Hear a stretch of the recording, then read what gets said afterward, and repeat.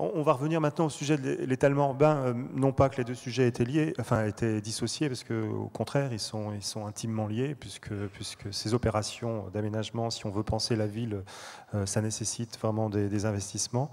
Je voulais juste revenir avec Joëlle Kerkres, excusez-moi si j'écorche un peu votre nom, vous êtes directrice régionale de l'ADEME. Sur cet aspect de densité, hein, toujours ce mot-clé, est-ce que c'est un facteur clé dans la problématique environnementale? Ah oui, ça pour être un facteur clé, c'est un facteur clé. C'est clair que, bon, déjà à l'échelle nationale, c'est une vraie question. À l'échelle de notre région, ça l'est encore plus. Hein. On est quand même dans les régions qui galopent en tête sur ce sujet-là. Bon, évidemment, ça a été dit, hein, du fait de la démographie, de l'attractivité économique, mais aussi du fait d'un habitat mité, j'allais dire, historique, culturel, patrimonial, quelque part.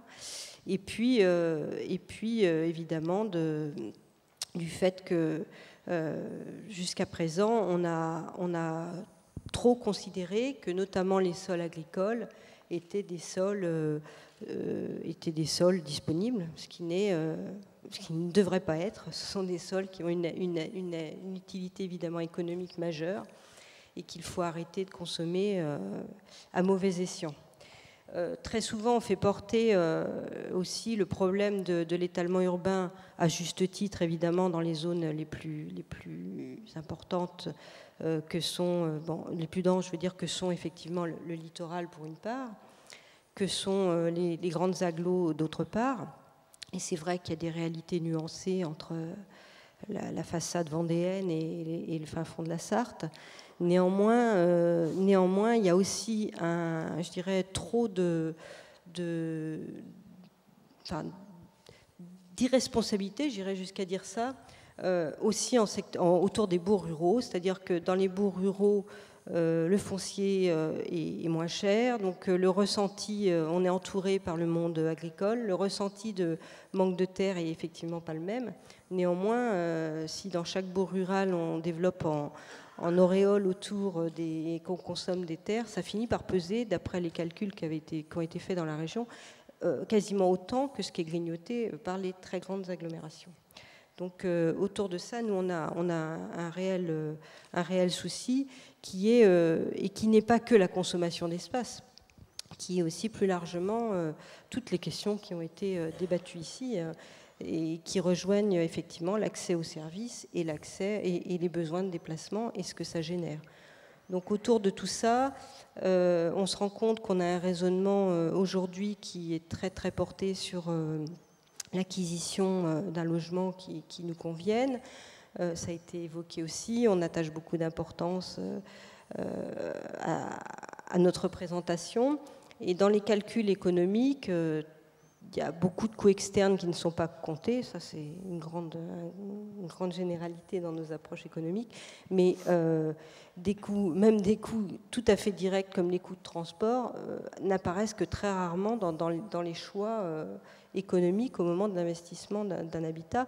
Certaines banques commencent à l'approcher quand ils sont sollicités pour des prêts, parce que ça devient effectivement un coût qui est loin d'être négligeable.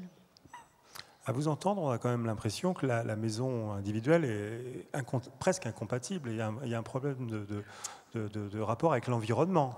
Alors non, enfin, moi je ne suis pas là pour... j'ai évidemment pas de solution miracle. J'ai entendu plusieurs fois qu'on allait devoir être inventif. Ben, sur ce sujet-là, oui, c'est sûr, il faudrait mieux l'être et assez vite. Il ne s'agit pas d'opposer les genres et il ne s'agit pas de rester non plus dans des clichés, dans des représentations. Tout à l'heure, on évoquait la densité.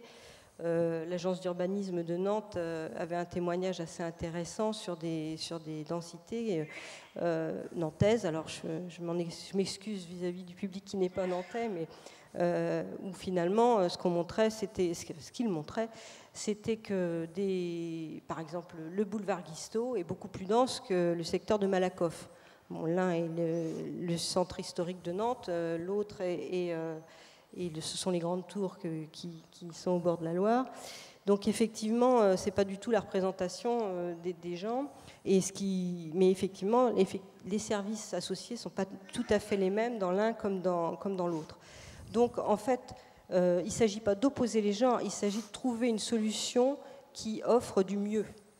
Il s'agit face à tous les enjeux qu'on a devant nous et contre lesquels on ne peut rien, il faut qu'on invente autre chose.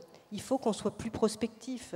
La programmation telle qu'on la décline depuis 20, 30 ans et où les statistiques ne nous éclairent plus par rapport à ça. On est dans une situation où trop de choses changent. Et donc, il faut qu'on y aille un petit peu autrement.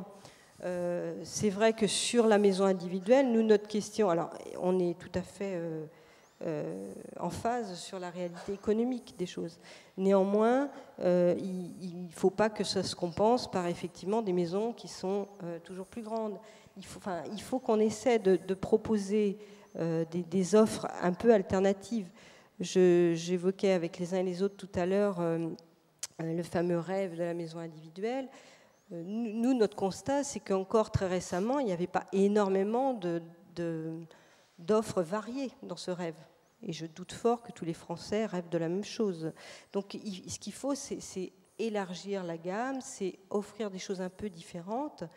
Effectivement, nous, c'est pas la maison individuelle, c'est où est la maison individuelle, combien d'espace consomme-t-elle, combien d'énergie consomme-t-elle, est-elle bien desservie, a-t-elle une offre de desserte, évidemment en transport en commun quand il y en a, mais déjà en accessibilité, transport, déplacement, pas transport, déplacement de proximité, sans parler de transport en commun, et on ne va pas emmener le transport en commun dans tous les hameaux des Pays de la Loire. Par contre, peut-on accéder à la boulangerie, peut-on aller à l'école sans être obligé de prendre une voiture? Ça, c'est une autre question. Merci.